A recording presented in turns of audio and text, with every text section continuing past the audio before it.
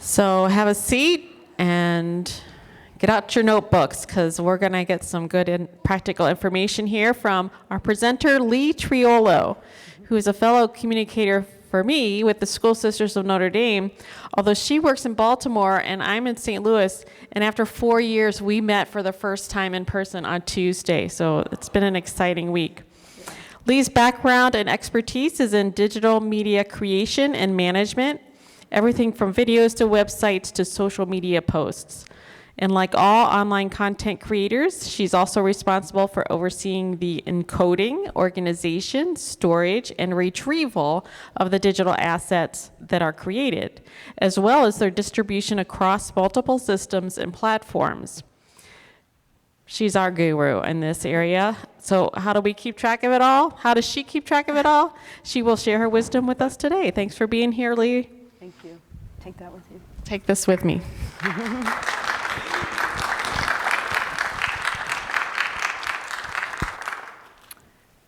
Thank you. Welcome. Again, Lee Triolo, and I guess I don't have to say much about myself since you all got all the information. But I am happy and excited to present on practical digital asset management, or what I like to call how I got organized. Briefly, I have many years in photography and digital video, and so for a very long time I've had to work with thousands and thousands of files. So really this is me having to live with so many files that I had to figure out a best way to work. Many of you may recognize this desktop. If so, don't feel bad. You're not alone. This happens to a lot of people, but today we'll talk about a system that I use to organize my files to try to avoid this kind of life. You may also recognize many of these files. Some of you, maybe all of them, some of you, maybe some of them, but this is kind of the reality where we all live today. And in the early 90s, as these types of files started to proliferate and fill up people's hard drives, a company called Canto Cumulus created the first digital asset management software package. And these systems today, which are called DAM systems for digital asset management, they are very good at categorizing, keyword tagging, creating access systems for files for large corporations. The problem is they're also very expensive, and there's a very high labor intensive to implement these systems. So, for instance, in my organization, we don't have a package like this, and I'm sure many of you do not. Does anyone have a digital asset management system? No. That's probably a good thing. You can accomplish many of the goals of digital asset management systems like this with good file naming and file structure, folder structure. So that's what we're going to talk about today. Before I do that, I kind of want to get a feel for the room, a lot like the video was. How many people were in the video talk earlier today? Most of you. So the format is going to be very much the same. We have the microphone set up for questions. But before that, I'm just going to get a show of hands to try to get a feel for where people are at with this. So I'm curious at how many people work primarily in written content? And then how many people work in visual media? So most of the room, this is very exciting. Whew. But we love you writers, no problem there. Okay. Is there people here who do both? A lot of you. So you guys are awesome, by the way, because I'm strictly visual. Let's see. Moving right along. So we're going to focus on 4 areas in our quest to organize our files.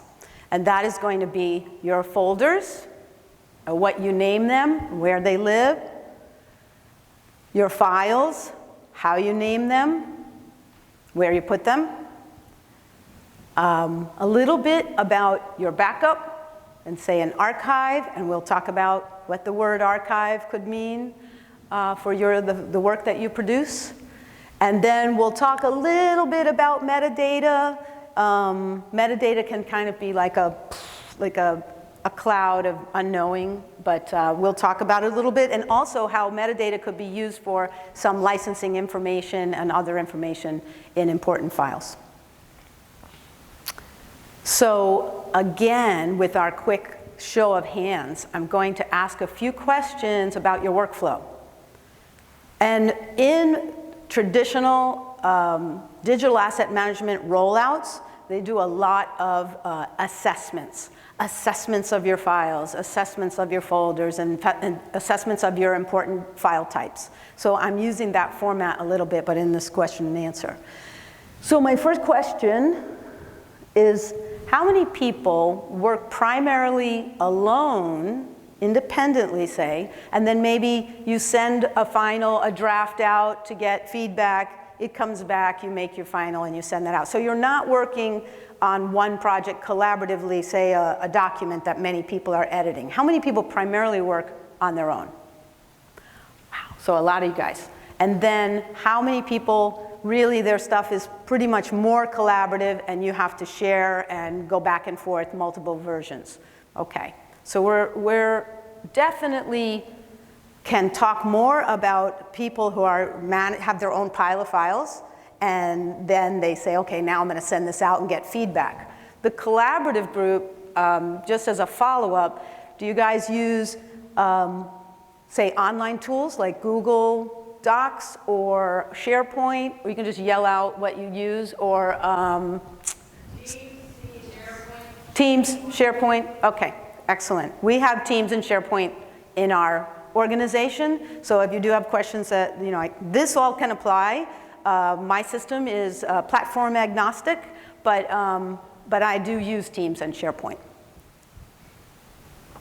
So that is not to bypass the screen, but that's kind of, these people are more cloud-based, the collaborative people, and then people who are working solo, you probably have your laptop. I have 3 computers that I use all the time. So you may have multiple computers, maybe you have a desktop, a laptop, something like that, but you kind of are stuck on the device you're working on, unless you are actively using a cloud. What do you use? So you have a server that those files are, and that's your share environment. Excellent. Here's an important question.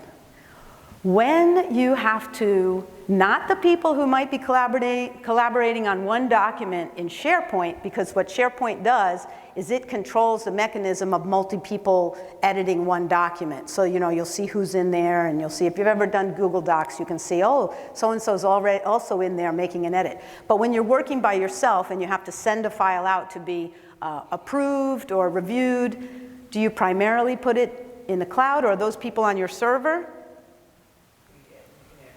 Or do you send it by email?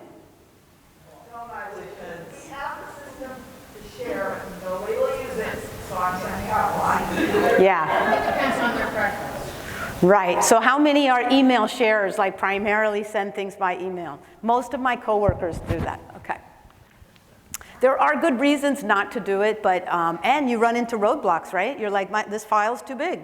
I can't send it, and now you're trying to figure out a way to get the file there. So it's just good to know the challenges that you have. So we're going to start with our folder organization. One thing I want you to know is those questions that I just asked and the challenges that you all have, we all have them.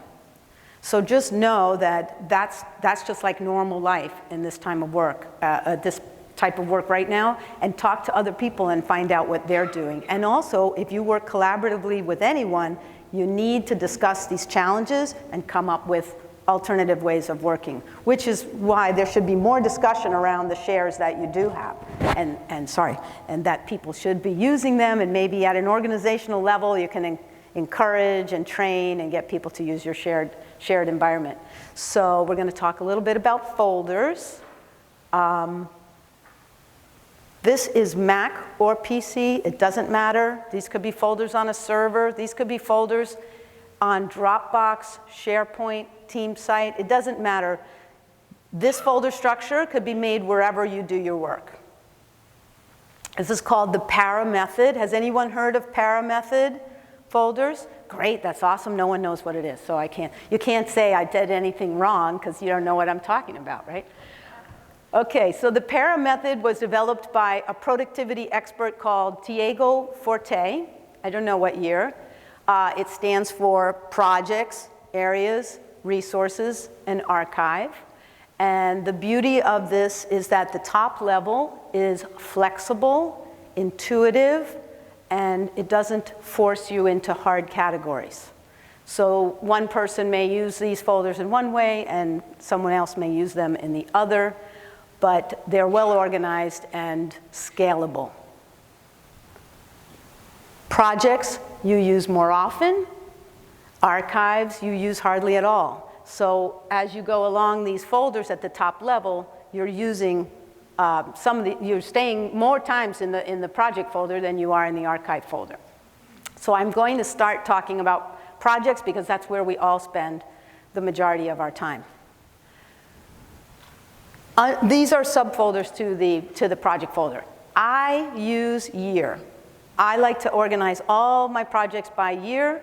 I have talked with coworkers who do, I have a designer I talked to about this presentation, and they do not use a year subcategory before they start their project. So they may have Jubilee 2020, Jubilee 2021, Jubilee 2022, and it's all in their default project folders.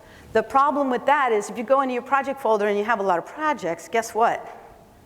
That list starts getting really long and you're just scrolling back and forth trying to figure out which one you're working on. My system lets me see all the work that I did in 2022 at a glance. I just go to 2022 and there are all my project folders. I might have my end of year report and I can just go live in that thing and talk about everything that I did that year. So I just find that organization, and look, I missed my little circle. I just find this organization to save me a lot of time and to make my projects, my folders easier to navigate.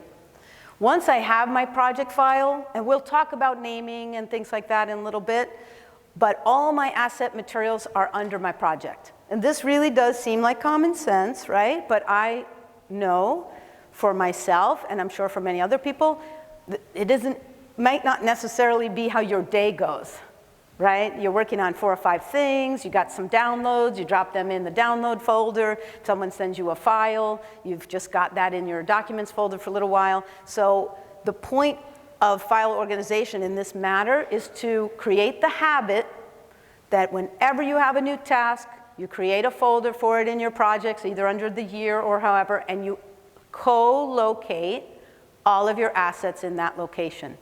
So this is a way that you have to do it first. Because what's the worst thing in the world? Going back to all your files and trying to figure out where they go. So even if you said, well, I have a ton of files, they're everywhere, let's not worry about those files. Let's start this now. If you went forward from this day on, creating good folder structures and sticking to it, and good file names, which we'll go over, then you might find, you go on vacation and you can spend 2 weeks reorganizing your old files. But really, you need to start somewhere. So my recommendation is adopt a system and start right away, and then yes, you hopefully can go back and change some of the stuff from the past. I do extensive breaking out of my assets at the folder level.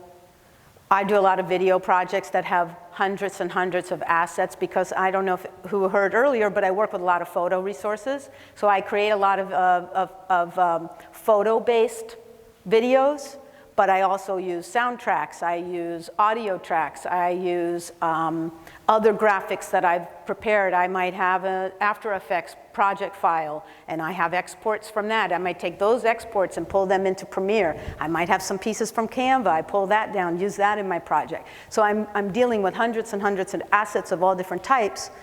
And even my script goes in my document folder. I know for Project X where the script is. I don't have to go look for it. I just know exactly where it is. So this method does seem a little, I know some people who they will have a blank series of folders with the names that they use in their project, and they just copy that and drag it into the new project folder. and they just have those blanks. They can stick them right out here at the asset material or at the project name, blank folders, copy, paste them into your project file. You've already got the same asset layout that you use for every project. And a little bit more about folders, and then we'll do a Q&A before we move on to the next section. This high-level layout is very flexible. Projects is probably the most specific one, and the one where you spend your most time. So here's an example without the year, right? I have a website redesign, I have a year-end report, I have an awards ceremony. However this works for you, you're gonna have your projects over there and you'll know where they are. Areas is a lot more open-ended. I created these folders that the areas were departments that I work with. That may not be, or departments, departments in my organization. Areas could be resources. Areas could be research. Areas could be anything that you add materials to that you might need to find quickly. Resources, remember, we're working from the most used to the least used. So resources implies that you don't touch these things as often. Brand graphics, policy guidelines. You could put stock assets. Your stock assets in photography might be a great thing to put in areas. We have hundreds and hundreds of files, and we have them broken out by year in my organization, pretty much from about 2007 to the current day. So for a particular year, we'll have our Jubilee photos, and then we have our event photos, and we have just all kinds of things. They just automatically go right in there. So under areas, I might have my photo collection, and I'd have that all broken out in there. We're going to spend a few minutes now talking about the archive. What I really like about the para method is that it sticks this archive down there and challenges you to think about what belongs in this folder and what will you use this folder for. Well, I believe that, well, let me ask this. How many people in the room know for sure that their files are backed up, that their important files are backed up, and they don't just live on your laptop? Your server's probably backed up, right? But the people who are working at home locally, do you take the time to make sure that your assets are saved somewhere else? Probably because you don't want to be the person that lost the big report, right? So what this folder does for you is if you complete projects, I'm just saying complete projects, you could move them over, for instance. You could say, all the stuff that I finished is over in this archive folder, grab that archive folder and take it off to your server drive. Or take it and put it on Dropbox, or stick it in the cloud somewhere. You could save it to a hard drive. And you could say, I have all the projects from previous years on this hard drive, and I've duplicated the hard drive, and they both sit on this shelf right here. But I've also sent them to my aunt in Memphis, who has a whole nother copy in case this place burns down.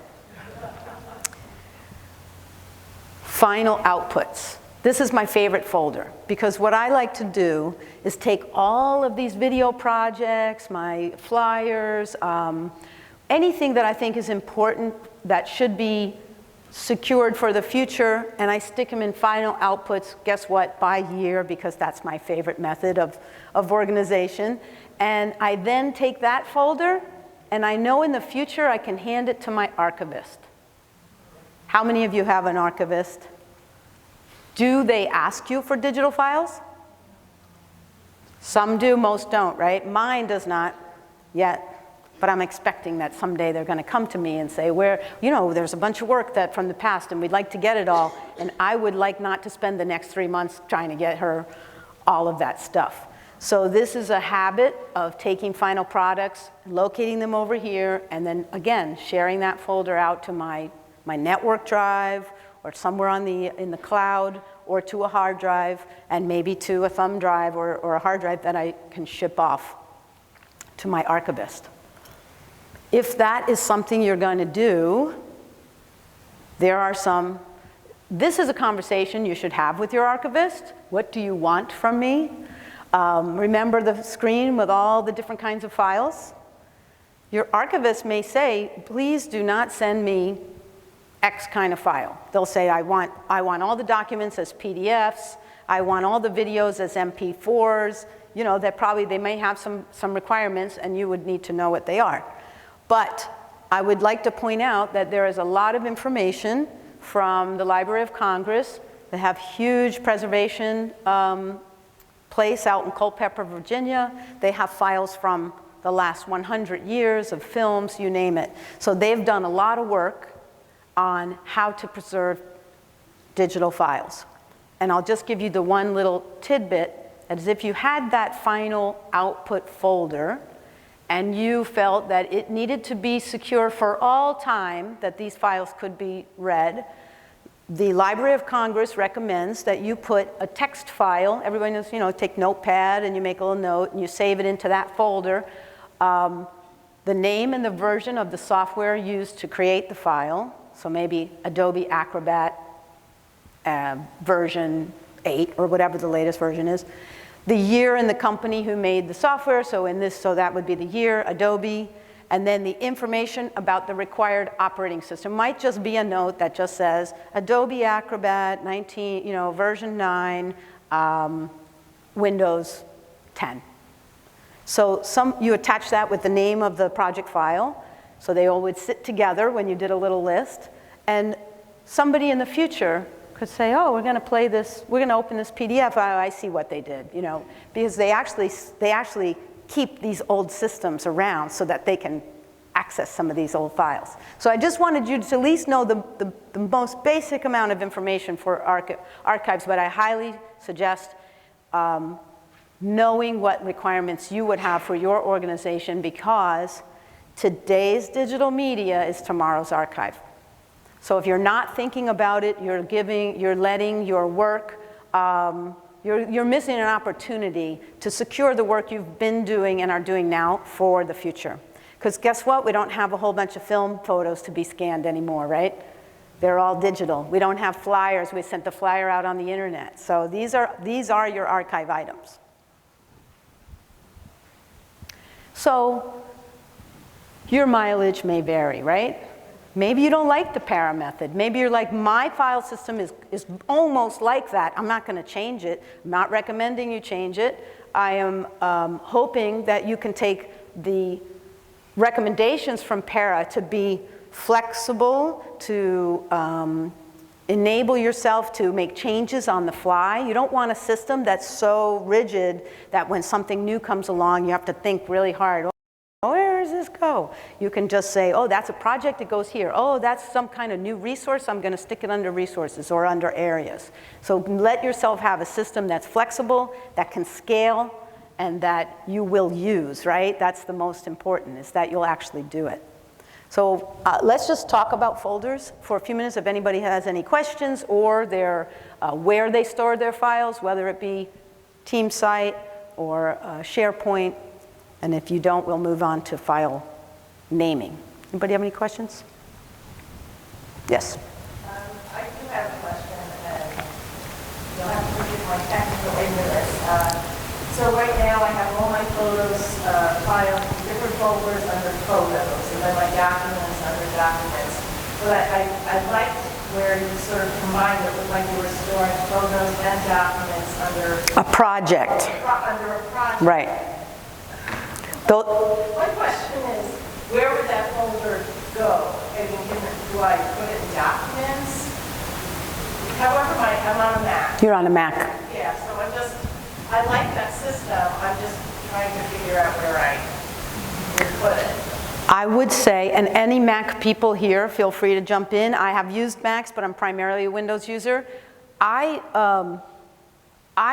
For me personally, I'm using a lot of network resources, so I see those folders as being out there where I can be sure that they're being backed up. So you are talking about your local machine, which would primarily probably be at your, so there's basically your username, and then documents is under that. And it's the same thing on Windows. You have your user account, and then you have your libraries, and one of your libraries is your document. You can create this projects folder at that level. You can. Or you can say documents encompasses all these other things, and just start your projects and your areas and everything under documents. It's just that your documents folder may already have a ton of stuff, and it would be nice to be organized in a clean space to begin with. Does that make sense? I know you're going to talk about meta files and data, or metadata and all that kind of stuff, but are you keeping all your photos together somewhere? I mean, photos that you just received, Yes. those go in that file structure. Yes, that's why I said, I'll just go back to that. So here, I think that areas or resources could house the photo collection. Ours is on our SharePoint, and so we have a whole photos group. Because in SharePoint you have these, teams. Basically it's a team called photos. And so then all the documents live under there. But as soon as you get there, then there's all the years and all the, when it goes out, and there's all the collections of photos for each year. So I suggest that you pick one place, whether it be under areas or it be under resources, and co-locate all the photos that you get like that. Do not let them start to... No, we have exactly that. Yeah. Yeah, you want them all to be there. And I want to make a point about projects too. There are photos here at this level, right? I also have multiple projects, some from previous years, that also have photos in them. These are not my photo collection, right? They're only the photos I'm using for this project. But guess what? Sometimes I really like a photo that I collected for another project and I want to use it in this project. Who does Premiere? How many people? When you say import in Premiere and you get a nice you get your nice import window and you start searching around for the thing you want, don't do that. Go into your file level, and I sometimes open that window and then I do some file management right there. Copy the photo from some other project to this project and then import it. Does anyone know why that would be important in the future? What if someone else wants to open your project and you hand them your project file and all they see are bars and stripes because none of the assets are there in your project, right? I've had this happen to me and then I'm like this. I'm not editing this project. I have not been given the resources to do it, so yes. Okay, Premiere. Okay, I'm in Premiere and I have a new project and I'm going to get these photos and I realize, oh man, this is great photo that I used 2 years ago in a project, and I'm going to go traverse my folder structure to 2021 to that project and go grab that file. But I grab it from there directly into my new project. No, if you do that, if you import it, and for some reason that folder far away or on your desktop, or guess what, in your local files, and someone needs this project who's not on your computer, which makes sense, they don't have that file. So this is called good housekeeping. I want you to practice good housekeeping so that you don't just import from some other project. You copy that file to this folder in this project, and then you import it into your project. Say you wanted to then give this project to someone else, you could wrap up your entire Premiere project with your folder, ship it off to them, and then when they co-locate all those materials and they open it, everything will be there. So it's good housekeeping, yeah. And it's a pet peeve only because it's happened to me. You used the word several times. Yeah, co-locate. It's making me very frightened because it sounds to me like you've got multiple copies of the same pictures in several places. I do. Oh, that will not make our IT guy happy. We're not talking to him right now. So we are talking, no, honestly, this is important. This is important. It will be worse for your IT guy if you tell him, I've lost all my work, and you're going to help me find it. And he's going to say, well, I have no idea what you do, and I don't know where you put anything, and what happened to your laptop, and what did you do? And it's like, whoa. So I come from an IT background, but I've been in creative content production for many years, so I may have a little negative attitude about IT people sometimes, but it comes from my real world experience of being one. And let's just say your photo is 500 kilobits or whatever, right? It's a little photo, it's like screen res, it's this big. Making a copy of that to your folder for this project is nothing. Storage today is humongous. Having 5 copies of that folder that file will not hurt anybody in IT ever again. So it's just not a practical way to think about it. You need to have it when you need it. Question about linking things. Links. Like in InDesign, I'm pretty well organized in my, I don't know if I can go to the microphone, but if I move something, I can't find how it links. I know where it is, I can check it out. Is there a way to keep that sanctity of the original, the authentic, and then put it into these projects?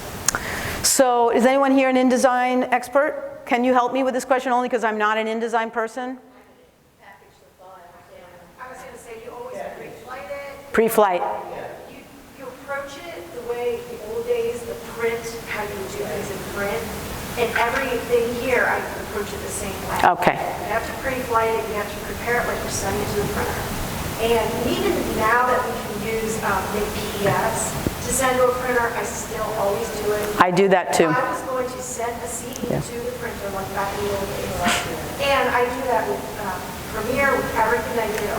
They have their own folders. Yes. So a high-res photo, it may be repeated 10 times on our, we call it the S drive, and I think that it works fine. Right. These are not big enough things to take up. Well, now, we will say, if you have an export of a large project, that could get into very many, many megs. You may not want to have 10 copies of that. But that's your final piece. Where does it go? It goes in your project, but it also goes in that output, that final output place, which is your secure storage area. Does that help a little bit? And pre-flight is built right into InDesign. And also in After Effects, yeah. Oh, yeah, I got it. Oh, get me back. Yeah, well, no, my computer screen went to sleep, so he'll get me back on track. Anyway, great conversation, good questions. So, these packages, some of the packages we use, they have ways of packaging up and bringing all your files together. I think in After Effects it's called collect. So it's a similar concept.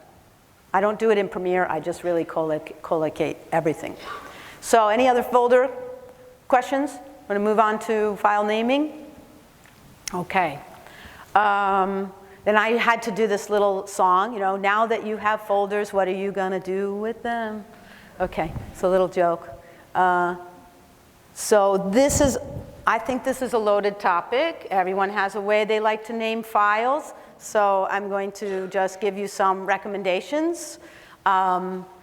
Be file system safe and system agnostic. We had a lot of Mac users, right, here? Even on Windows nowadays, you can have up to 255 characters in your file name. Don't do that. Really, really don't do that. I mean, it's not even good for the Mac. It's definitely not good for Windows. And in Windows, you can do it. But remember, if a file, that 255 characters gets used up quickly when you start going down through folders and you're digging down into folders and suddenly this file name, you can't even get the whole thing. I don't know if anyone's had that experience. I have. And also, long file names are more likely to get corrupted. So you just want to have good best practice, which I would say 40 characters are enough to have in a file name. I don't know why anyone would need a file name that is this long. I did get a file recently that the person had put the name of every sister in the file name, and it was like, do-do-do, and sister, and sister, and sister, and sister, and sister, and I sent them a note, and I said, rename that file right away. And we'll talk about where those names should go. So no long file names, no super long. They might be long, but not super long. Don't use these characters in your file names. And if you're on Windows, you know how you can put a period? Please don't do that. You can do it, it will work, it's just bad practice. And you don't know in the future how these files, where these files might go, and so it's just sort of like asking for trouble in the future. Slash, question mark, %, asterisk is another really big no-no. These are things you insert in your file name that are not good for, say, from going from a Mac to Windows. Case-sensitive names is another one. I think on the Mac you can have like the same file name, one with capital letter and one without.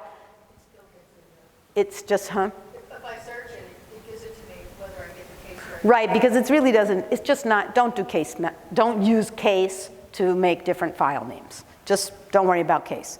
Avoid spaces. This is one of the hardest ones for me. You really should use an underscore or a dash. I'm always just typing, and then I'm like, ugh, backspace, underscore. And on my website, I do website management also, I try never to have files on my website that don't have an underscore or a dash and get away from spaces. But in your file names, what should you have? Here's some suggestions. Again, you may already have a good file naming system. These are all recommendations for you to think about, but I like file name. Location is often very useful in photographs, especially when you shoot an event and you have 1,000 photographs. You need to have a good naming system for them. Date is also used in large collections of photos often. I don't think type of data makes any sense, because if it's called .doc, why would I stick doc in the name? That's just, for me, that doesn't make a lot of sense. But versioning is really important, and that just might be draft, final, and draft underscore 01, 02, 03, and you'll see I have a couple of examples. I used to work somewhere where we would put VIP in the file name if we wanted everyone to know that the VIP person is involved in this project, just to like raise the importance of it. But client name, if you're, or an event name, for instance. So here are some examples. A precise name allows you to quickly identify what the file contains. The precise name is going to help you find this file when you don't know where you put it. So if you are using, this is an example of a photographic format. You can go into Bridge and say you have 1,000 photos from an event. You can use Bridge to rename all the photos with this format, and then it will put in the 0001 all the way through 9999. So this looks like this. This is an event. This was a wedding in Vermont for the Taylors on September 25th, 2021, and I have files from 01 to 1,000. But this is usually, you would have more than 4 digits. If you had 5,000 photos, you would have more digits. Here's another example. This would be, a project name, type, stage, and version. This looks like this. The Taylor's wedding flyer, final. And notice I took off a version number because it's the final. Who's ever done final? Final, final 01, 02, 03, 04. Final revised. Don't do that. Don't do that. What I suggest is that you use draft 01, 02, 03, whatever, until you know this thing is done. And it is hard because I've done a final and I thought it was the final and it turned out it wasn't, but I can easily rename that file and go back when I really do have my final. So here's one that's a little bit different. This has the date, right? So it starts with the date, which is a nice thing because it's a primary number that gives you some additional information. The Taylor wedding video, and this is my draft 01. And I'll probably go through a bunch, but eventually I'll have the final one, and I'll drop those numbers off the end. So let's talk about these file names for a few minutes. Yes? I always have this argument with my dear friend who's our IT sister. She always wants me to put the date first. And I say that does nothing for me to find a file, because I don't know what date I did it. I know what the project Are you putting the rest? Yeah. I do the project name, and then I do the date, and then whatever version it may be. But Do you use underscores? no, I do dash It's a joke, okay. for hyphens. Hyphens, okay. Yeah, so this is great. This is, there was another question. Yeah. Go ahead. So someone told me online how when you take photos, their name, Yes. you get a number. DSO1, yeah. Someone said, don't ever take those off there. And so I don't see this system allowing for that. Is that going to allow for finding every version of that photo if you never move the number to begin with? Do you remember by his number? No. No, you do not. So let me just say something about, I'll come to you in 1 second. Mine actually piggyback Okay, go ahead. hers. So I would like to change all the names because for the web, I need to be able to. And also, if I'm doing a search and I'm looking for a sister, I don't necessarily look at the event she was at, but I just want to find her. Are these photographs? Yes. Okay. Mine is kind of like this, but it's all photograph. And you were saying to use, did you say bridge? You can use Bridge to do batch I'm not familiar with bridge at all. I've never. You can do batch rename, especially for photographs. So now, I don't know if anyone knows this, but in Windows, I recently found out, if you're in a folder in Windows, you can highlight all the folders, say rename, this, you never used to be able to do this, and you can start typing the name. It will apply that name to all. You can do one of these, and it'll apply to all of them, but it puts the number in a parenthesis, which kind of is confusing to me, like why? So it'll be this name, 01 through however many. When you say that, is it going to be whatever you rename it, for the new event? But is it going to be that long number that when? No, you've, Need a map, because you rename all files, and then the next item is start another app. So Yeah. It will be files that it's like water bottle, and you can choose a number to start an app. That will be water bottle, 1, 2, 3, 4, 5, 6, 7. Okay, so Yeah. it's like 50 photos is the quickest. it is a quick and easy way to do it.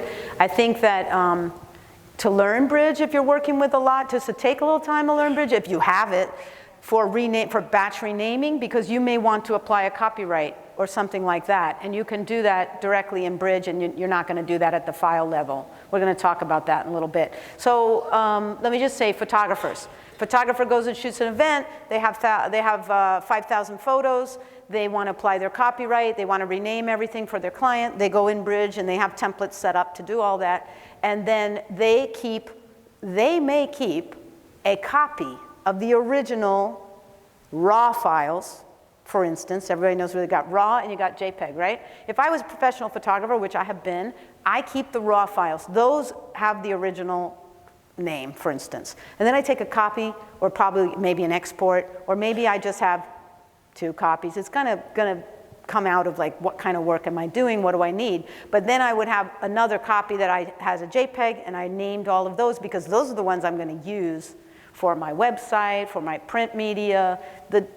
So I know someone earlier was talking about coming from the old film days. Is that person here? She said, oh, I was a photographer and I developed everything.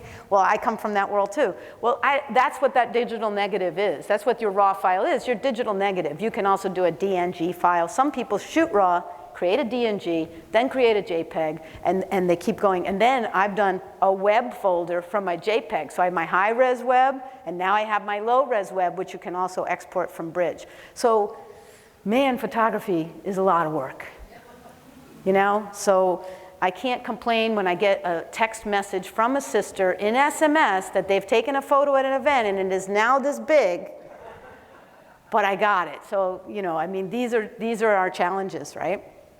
So she was talking, so any other file naming questions? Again, I highly recommend that you take your work group and you talk about this. If you can do this at the IT level and you can have an organizational file naming convention, you should do it. Because I've already talked to sisters that take meeting notes. This just happened recently. And the sister said to me, when I take the notes, I call it this. And when this sister takes the notes, she calls it that. And then we all don't know what the other person called it. And there's no revision number. And I'm thinking, wow, we need to talk about file naming, you know. So this is a thing for everybody. Hopefully I'm still on this one. No other questions on file naming? Okay. It's a whole world unto itself because there's lots of different kinds of files. You may have one reason to do it in InDesign, you have another reason to do it somewhere else. So let's, metadata. Data about your data. So I almost put a picture of data here. Is there any Star Trek fans in the room? It took me a lot to take it out. I was like, no, I've got to make this joke. Because you know, in the latest thing, like data is a copy, there's copies of data, so I got all caught up in Star Trek for that. You know, the person is scratching their head. I think this is most people's reaction to metadata. But I'm going to just give some very basic information. There is metadata on all your files already, because especially photographs, but really just about anything. You have a creation date, you have, you may have a creator, you may have other elements. Let me just think. There are structural and descriptive elements. So the structural elements are already in the file. You don't have to do anything to get those. But if you're trying to build additional data, and especially in a digital asset management system, they will do that work. Remember I told you that labor-intensive work is where all the descriptive material comes from. Because they interview you, and they ask you what kind of stuff do you want to know? What do you, oh, I'm gonna hurry up. So that's where that comes from. But guess what? At the file level, you already have a lot of information, data, metadata in your files, and you can find this obviously in Windows. You right-click and go to Properties, and on the Mac you can do a Command I or Spotlight and then Information. And I want to mention ratings is really great in Windows. You can say you have 500 files, but you go through visually and you pick the best 10 and you put 5 stars on them. You can actually sort by ratings in Windows. This can be very helpful. I would put sisters' names in the comments. That's something that I hope I ask people to do. It doesn't necessarily happen. I want to mention that with licensing, yes? If you put the sister's name in the comment section, and if you do the search for that sister's name, would it all come up then? Or just find those comments when you search? In Windows, you can search on elements, additional elements. So you need to go into Windows and look at the additional data when you have a search window, and I'll point that out real quick. So I highly recommend that you spend time in your computer's search windows and play with it and find out what kind of things you can do, because you might be able to search some of these fields in metadata in the file and some maybe not. And I also want to mention, if you're doing a lot of Creative Commons work, you have requirements, you have license requirements for some of these files. If you have an attribution requirement, it's kind of useful to stick that data in the comments field or in one of the other fields in your metadata, and at least you've secured it in case someone else tries to use that file, because you have a legal requirement. Here's a file that maybe in 5 years, I'm like, who are these people? Where was this photo taken? So there is some information. I mentioned tags, comments. I've got my structural stuff, created, date taken, camera info. Some of that stuff's already there. Here's the search window I was mentioning. And if you see other properties under search tools, you see that at the top? So it says search, kind, size, other properties. You would drop that down and see what kind of stuff can I search on. And the same thing in a Mac, there's a whole bunch of additional information you can search on. So you do need to spend some time playing with this. And I personally try to get important info in my file name so that I never have to use these tools. I just use the little search thing, and I put the name of whatever I'm looking for in, and I generally can find what I'm looking for. So let's just see. I have one more thing I want to talk about real quick, then we'll take final questions. Digital asset retention policy. Sure, this is an organizational level thing, but I want to mention for even personally, you should have a reason you throw something away, a reason that you keep it, and a reason that you archive it. It's worthwhile to spend a little time thinking about the files you have and what kind of responsibilities you have to those files in the future, and also to your organization, because there are many compliance issues that organizations have for files. It doesn't mean we're all doing them, but security and privacy, business continuity, risk management, legal compliance I just mentioned. Your files carry with them the responsibility of the organization. So I just want to mention this quickly. It's called a digital asset retention policy. You can search it on the internet and do a little research and find out another thing that you can do in a work group with your coworkers. So I just want to see if there's any final questions. This is a really, this is a topic we could spend a conference on. So I just tried to cover as much a broad, stroke of high-level information for you guys. Real quickly, you were saying, so, what Catherine, you were saying, you can put sisters' names in comments in the properties, but were you saying it's better just to maybe put a name in the file name or not because it makes it, like, what's Yeah, I mean, if you have 5 sisters in a photo, I don't think you can put that in the file name. It's possible that the event would be a better way to know, to look through. And it's also how many files are we talking about? If I have an event and I only have 25 photos, do I really need to worry about every single name? Or can I use that event to look for sisters? But yes, you should go to your search box, find out what properties are easy to search on. I believe comments definitely is one of them. Stick your sisters' names in there, and it does depend on your OS and your searchability, and go ahead and use it that way. These are tools that are sitting right on your computer, so you need to spend a little time. Anybody else? Yes? Is there a way to organize scanned photos that sisters scanned from 15 years ago that are not searchable? Yeah, I mean, you have to scan them. And the photos are scanned and just not organized. So- if you search for Sister Margaret, you don't find her because they put It's all got the same. Marge, SR. Or, This may be a job for an intern. These are labor intensive. It's labor intensive and there is no way. Now, I will mention, I haven't mentioned this, AI is getting better all the time, but that AI system needs to know what Sister Marge looks like before they can find Sister Marge in all your photos. You could say, show me all the photos with someone in a habit, and an AI system pretty soon relatively is going to be able to do that. So, but that's a challenge. Yeah, so very high level, do I have 1 second to wrap it up? Take stock of your current environment, do an assessment. What files do you have? Who do you work with? Decide your folder layout, your file naming. Are there access permissions? Are there things that certain people shouldn't have access to? Consider your backups and your archive, what will go where. You're handing things off to an archivist, what are the requirements? Save your work that you're doing now, it's the future archive. And consider any legal requirements you have, like licensing or copyright information. Thank you, everybody.